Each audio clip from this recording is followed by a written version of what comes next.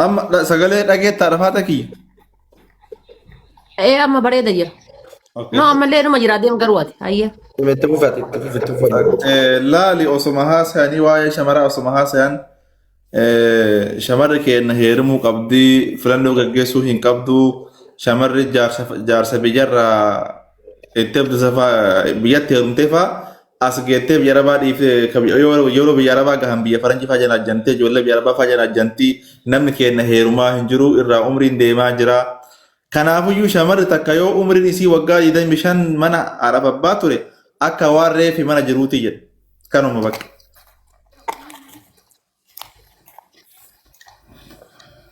كركو أبام ماري دبين سريمت أنا مسافي لين بيكا أكين تلا دبرة تكاتي أكا سنجلي تكاتي دبين أكسي دبي سريتي متي مالي بجناني dubartoonni waan kana sirri jettanii fudhattanii illee fudhachuu dandeessan. Garuu akka kiyyaatti dubbii sirriitii miti hin jedheen dubbadha akka intala dubaraa takkatti jechuudha. Maaliif jennaan hamma fedhallee yoo ta'e akka jaartiin jette san jaartii takka tuyyuu abbaa manaa dullachi siree irratti tortoree dadhabee wayii irraa du'ee jennaani baga sirraa du'ee caqnii boqonnaayyuu godhattaa jedhaniin. Kan hambaa jaarsa maalii jaarsa dullacha tortoraadha mama jaarsa maaliidha ana daa'ima harka calleetii jette jedhan daa'ima xixiqqoo callee harka irra hidhaniin beektaami isiidha eegalee akkuma isaanii maybe saafiidhaaf yookaan abdiidhaaf yookaan namoota birootii fi reeffa du'ee mana jiru ta'uu dandeenya. Abbaa kennaaf haadha kennaaf hadhallee daa'ima mucattiitii jedhan malee intalaayyuu nuun hin jedhan.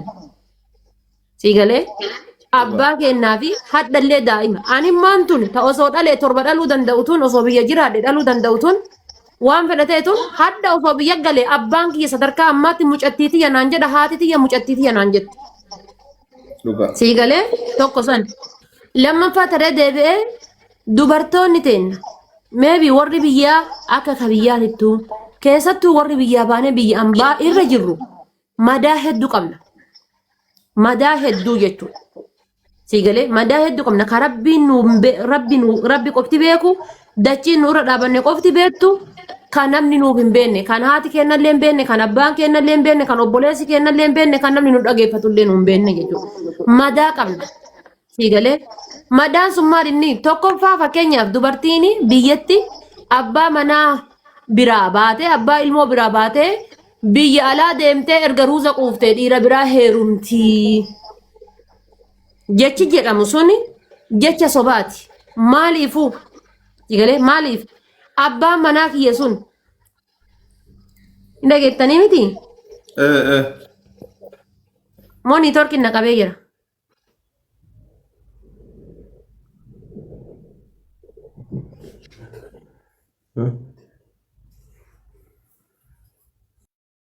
Ifama kanaafi maal jechuu barbaadeeti madaa hedduu qabna laal madaan nu qabnu keessaa abbaan manaa kenna irra caalaa dhiirri teenna dhibba keessaa paarsantii 90 isinis argaa jirtan nus argaa jirra dhibbi keessaa paarsantii 90 dubartiitu horataa jira dhibba keessaa paarsantii 90 dubartiitu horataa jira kan dhiirri dubartii horataa jirtu paarsantii 10 hin ga'u paarsantii 10 kan mana keessatti kuulii itti cabsee dhagaa itti cabsee ulfaan teessisee horataa jiru paarsantii 10 hin ga'u yoo laaltanii jettan jechuudha.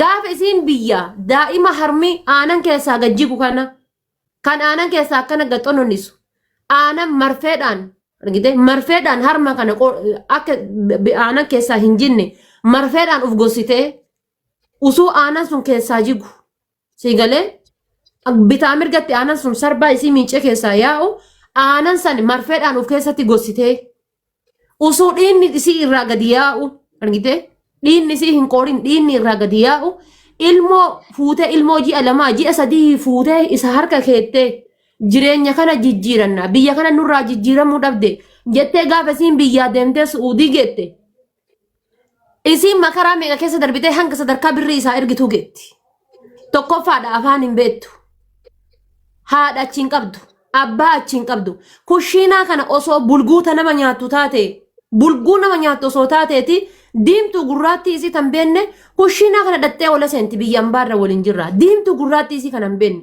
dhattee ola seenti abbaan ergatee ilmi ergatee intalti ergatee ashaangulliitii godhanii kushiinaa keessa kuwaasii godhanii kuwaasii goolii keessa fiiddu tana godhanii itti taphatanii kalee ofii dhabdee tiruu ofii dhabdee somba ofii dhabdee sinigalee rifeensi isii irraa bubuqqa'ee dubartoota biyya arabaa kana yoo isin shintimeeti seentimeetii kan seenaa laala akkanatti irraa harcaa ciccitee rifeensi kun akkanatti irraa harcaa ciccitee rifeensi kun hir'ina viitaaminii dhabdee waamee qasammuu ofiitii hir'attee karaa gubbatti carqii gattee tabaatu dirasii argaa jirtanii jechuudha.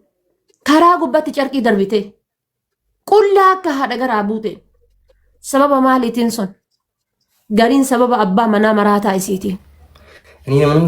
Sababa abbaa manaa maraataa isiitiin yoo laaltan isiin asii mallaqatti ergiti silkii itti hin bitti kaqara nuukiyaa qabatu maal qabataree hadda silkii birrii 15,000 16,000 ijoollee isiin gadhiiftee biraa deemte eessa jirti ijoolleen isiin gadhiiftee biraa deemte haadha isaa bira jirti tiisisatu afaan irraa yaa sareetu afaan arraaba.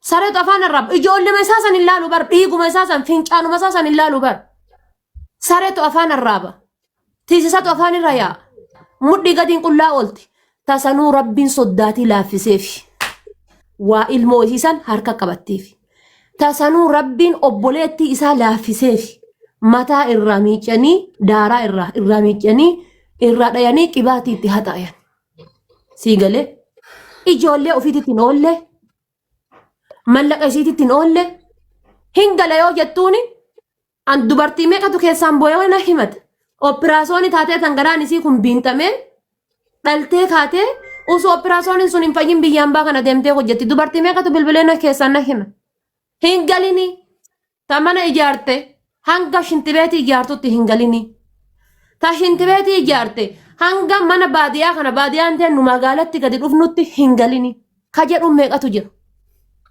meeqatu jira kan akkam gooti jireenya biyyaan baa kanarra teette dubartii meeqatu iyyuu fooqii gubbaa darbamee hada lubbuun isii kaasaa dhabe siini galee madaa qabdi hadda dhuftee dubartoota mee biyya arabaa tana yoo argitaniitiin jettan jaalattee diqaalaan dhaltuu bar shakarallee yoo taateetiin jette yoo argitan dhalaa biyya arabaa tana dhalaa amaaraa tana yoo argitan asiin parastaamolii ol darbattee asiin bishaan irraan gadhuddi marfee waggaa tokko ofitti awwaaltee akka barbaadde dhiiraa waliin kun argaa jirtan hoteela irratti naayit kilabii keessatti bakka meeqatti akka barbaadanii shaqqalatan akka barbaadanitti akkanatti gurguranii jechuudha. Teena dubartoonni kana hunda hin qabdu argitee kana hunda hin qabdu. Naadabatti laata waan jettu takka laffaatee gaafa dhabde dubartoota meeqatu asii ka'ee biyya galee gaafa isiin biyya galtu unkaan manni sun ijaaramuudhaa miti manni sun ijaaramuu miti tan isa manaa dhabdu meeqatu jira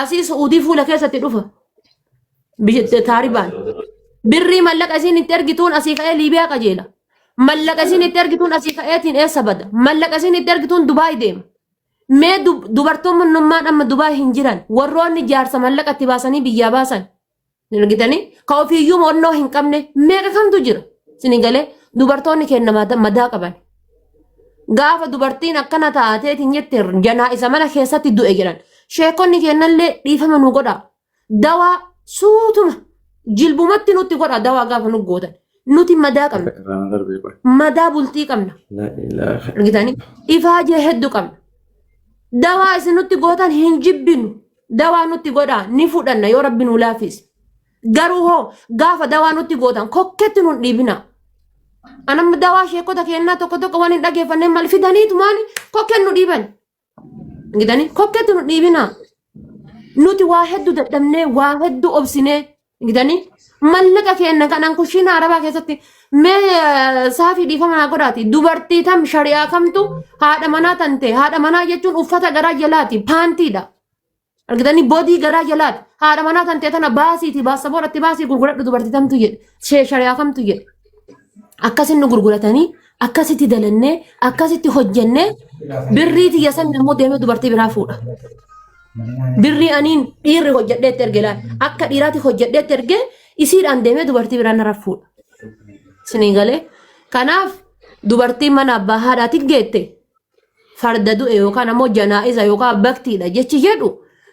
Ani dhageenye illee kitaaba kana bakka dubbiftanii amma isintu na hime waan kana illee dhageenye jecha jedhamu illee hin qabne. Dhageeffadhu mee jalqaba. Atama bar jalqaba anumayyuu sirriinarraa anu banne. Amma jecha kan akka qaldiiti kaafne.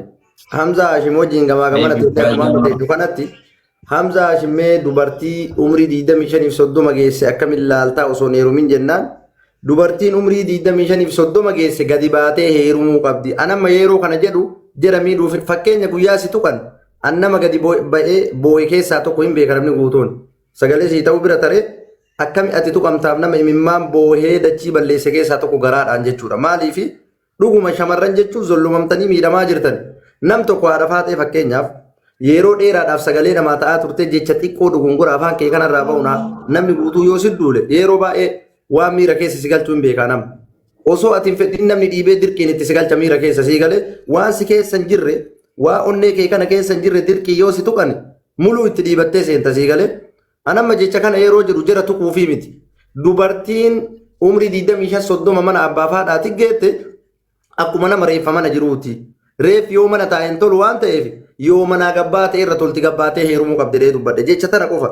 Kuni miidhaa isaa miidhuuf hin jenne wallaahi rabbiin na arga. Hamilee dubartii ittiin qeequ takka illee qabu jararraa dhaladhe obboleettii qaba haadha qaba tasa hamilee shamarra ittiin qeequ takka hin qabu.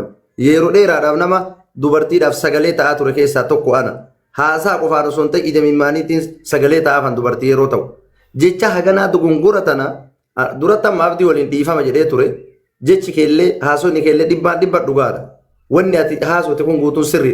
Garuu an umrii kiyya keessa sammuu kiyya keessa onnee kiyya keessatti jamaalis abdiinis ati saga tokkoon beetadhee yaada takkaa dubartii cabsuudhaaf takkaa na keessa dhufeen beeku warabbal kaaba rabbiin na arga. Yoo dubartii cabsuudhaaf xiqqeessuudhaaf jecha san jedhe rabbiin na arga jechuudha rabbiin yaa'alamu wamaa tukfi sudur waan onnee keessa nama dhokate beeka jechuudha rabbiin. Kanaafuu irra deebiidhaan jechi kun nama dallansiisee jira waan ta'eef hawaasa sammuu tuqee jira waan ta'eef kara malitti haa fudhatanii isaan kara fedhanitti haa fudhatanii ana rabbi keessa kiyyan arga. Fakkeenyaaf asirra nama ibaadaa godhu jira nama zikrii godhu jira nama yoon abaaree nama geessu jira. Sababni dhiifama gaafannuuf rabbi sodaanneeti malee nama waa balleessinee namarraa waa saamneeti miti. Izan kanaafuu jecha san jechuun dogongora waan ta'eef dubartiin haadhateenna waa hunda nuu taati.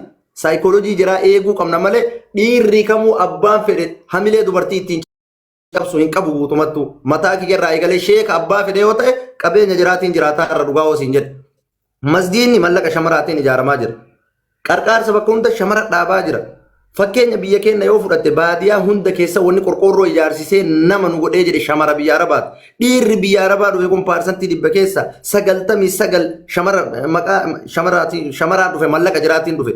Dhugumatti miidhamtee jirti miidhamuu bira yuu tarte waan boru ittiin ibidda seenu wayii rabbiin na fakkeessee jira na fakkeenyaaf. Wallaahi shamara waa jechuun hamilee takkan qabu haadha faate dhugaa siin jedha baay'ee